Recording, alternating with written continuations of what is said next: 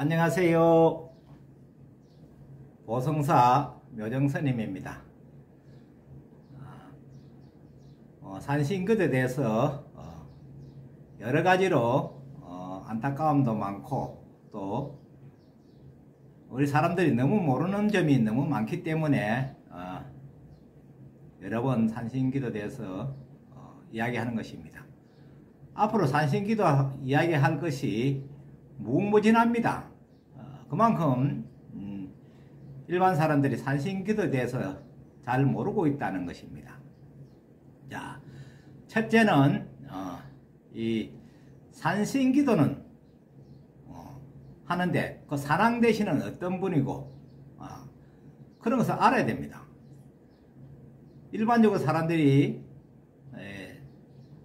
산왕대신 하면 마을에 어디 뭐 할아버지 이렇게 생각하기 때문에 보통적으로 하는 이야기가 산신 할아버지라고 많이 이야기합니다. 그런데 산왕대신께서 할아버지인지 청년인지 할머니인지 아가씨인지도 모르고 무조건 산왕대신을 부르고 있습니다. 이런 점을 알아야 되는데 이런 점을 모르고 한다는 것이 너무 안타까운 것이 많습니다.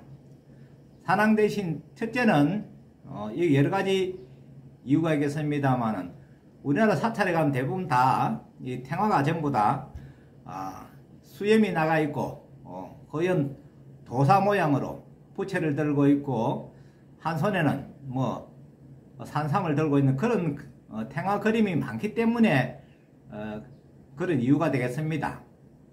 자, 신도가 그렇게 이전에 벌써 이것은 스님들이 문제가 또 더 많습니다. 그 산신기도하는 스님들이 절에 산신각을 모셔놓고 자기 절에 산신이 어떤 분인지 모릅니다. 뭐 할머니인지 아가씨인지 할아버지인지 청년인지 모르고 사람들한테 기도를 시키는 거예요. 그러면 여러분들이 지금 우리 보성사 말고 나 말고 다른 스님들한테 다른 절에 물어보세요. 우리 절에 산신은 할머니입니까? 아가씨입니까? 뭐 청년입니까? 할아버지입니까? 이렇게 물어보세요. 그 스님이 아는지. 이런 것도 모르고 있기 때문에 큰 문제다고 말할 수 있는 것입니다. 자, 첫째, 산왕대신이 어떤 분인가를 또 알아야 됩니다. 우리가 불교에는 세 분의 부처님이 계십니다. 첫째는 청정법신 비로자나 부처님이 계시고 두 번째는 원만한 보신 노사나불이 계시고 세 번째는 천백억 화신인 서가모니 부처님이 계십니다. 이것을 기본적으로 세 분의 부처님이라고 합니다. 그 중에서 서가모니 부처님은 이 땅에 이 지구상에 태어나셨고 존재하셨던 분입니다. 그래서 그분은 여러 모습으로 천백억 화신 그렇게 많은 숫자로 여러 모양으로 중생들에게 보여줄 수 있는 화신입니다. 화신에 대한 이야기를 또 다음에 하겠습니다. 화신입니다. 다음에 우리가 기도 많이 하는 지장기도, 관음기도, 문수기도 뭐 이런 우리가 보살님들은 요건 또 화신이 아니고 요거는 분신이고 응신이라 합니다. 응신. 요 화신과 분신, 응신 요것도 정확하게 알아야 하는데 일반적으로 사람들이 여기 관해서 잘 모릅니다. 그래서 부처님은 화신이고 보살들은 분신이고 응신이라고 합니다. 그래서 관세음보살님도 32응신, 어떤 곳에는 33응신이라고 되어 있습니다. 그렇게 32가지 모습, 33가지 모습으로 우리에게 나타난다고 되어 있습니다만 분신인데, 그러면 산왕대신은 어떤 분인가? 산왕대신은 일반적으로 잘 이해를 하셔야 되는 것은 산왕대신은 일신일체입니다. 또 다른 말로는 지리산에 산왕대신이 계시면 지리산에 한 분밖에 없습니다. 자, 태백산에 산왕들이 계시면 태백산에 산왕대신에 한 분 계세요. 밀양에 제약산이나 저 가지산에 산왕대신이 계시면 딱 한 분씩 있습니다. 그런데 이분들은 아까 말했던 부처님이나 보살님처럼 몸을 여러 몸으로 나타내는 게 아닙니다. 딱 한 분 몸밖에 없어요. 그 한 곳에 전부 한 분 산왕 대신이 다 계신다는 걸 알아야 됩니다. 이것은 다른 이 부처님이나 보살님과 확연하게 다릅니다. 그런데 어떻게 그럼 그분들도 나타나는데 어떻게 나타나냐? 이 신들은 산왕 대신 나타날 때 순간이동을 합니다. 순간이동은 속도가 얼마나 되냐면 광속으로 나타납니다. 1초에 30만 킬로미터로 갈 수 있는 그런 아주 빠른 속도로 이동을 할 수 있는 순간이동을 합니다. 그런 능력을 가지고 계십니다. 산왕대신은.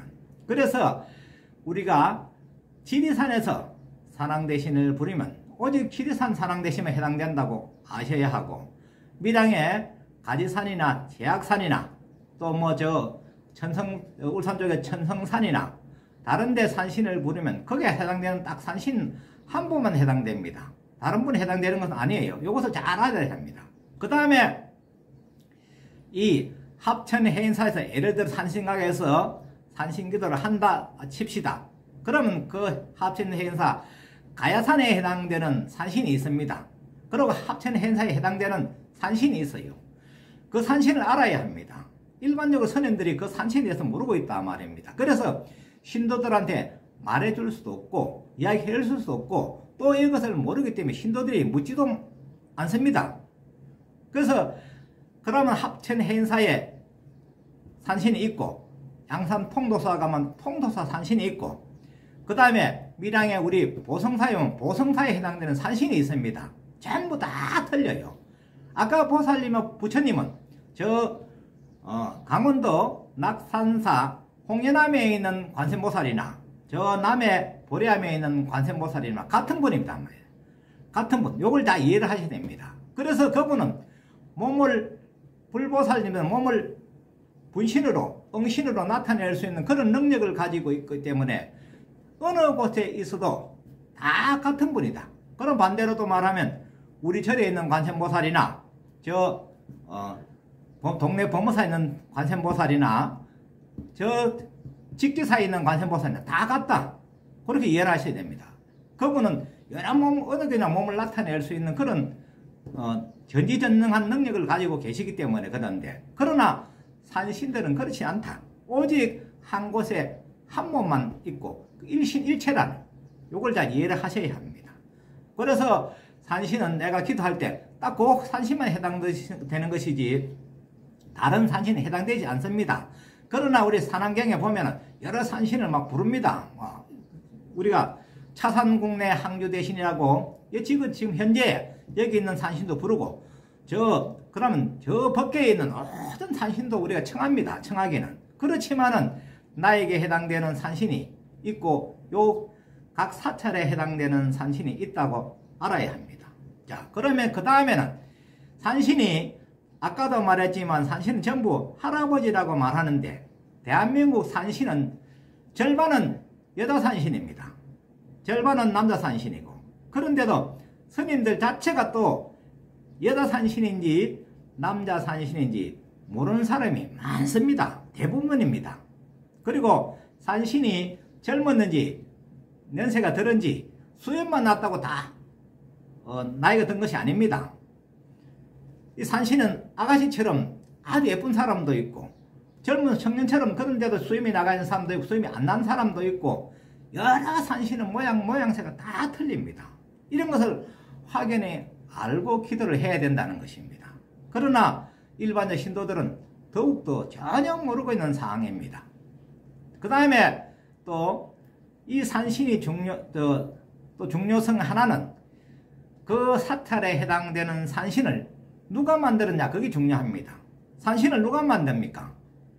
여러분이 갑자기 산신을 누가 만든다니 이 소리가 좀 생각되겠지만 산신을 누가 만드는지 그걸 또 알아야 합니다. 예를 들어